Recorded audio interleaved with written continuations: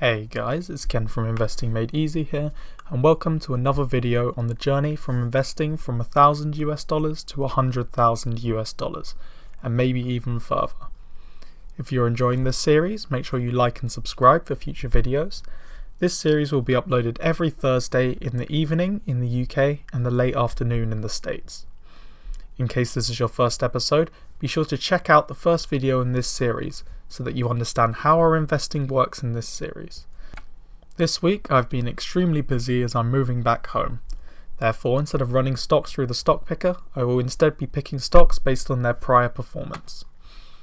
As we've discussed in the last video, all of the stocks that we have currently invested in have been run through the stock picker and have been chosen as they have above average fundamentals.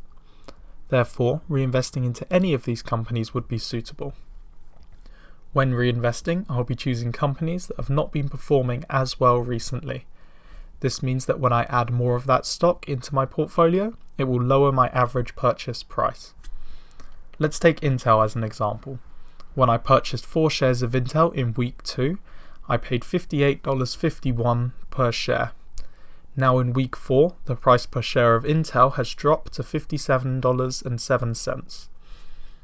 In order to reduce the average purchase price, I will purchase another 4 shares of Intel this week. This will reduce my average purchase price from $58.51 down to $57.79, giving me an effective discount over the original purchase price. As I know that this company has decent fundamentals, I would expect it to rebound at some point in the future, allowing me to take advantage of my lower purchase price. But before we talk about my purchases this week, let's look at our performance against our benchmark, the S&P 500. This week, unfortunately, we trailed the S&P 500, which has performed exceptionally strongly. This narrowed the gap between our portfolio and the S&P 500 to just over 0.2%. I'm hoping that with these reinvestments this week, we can surge ahead over the next 7 days. However, only time will tell. So, what have I decided to purchase this week? Firstly, we have 4 shares of Intel, as previously mentioned, of which I paid $57.07 per share, bringing the average up to $57.79. Next, we've purchased 2 shares of Prudential Financial at a cost of $92.42, bringing up the average to $92.69. Also, we have purchased 3 more shares of CVS at a price of $73.35, bringing the average purchase price down to $74.20.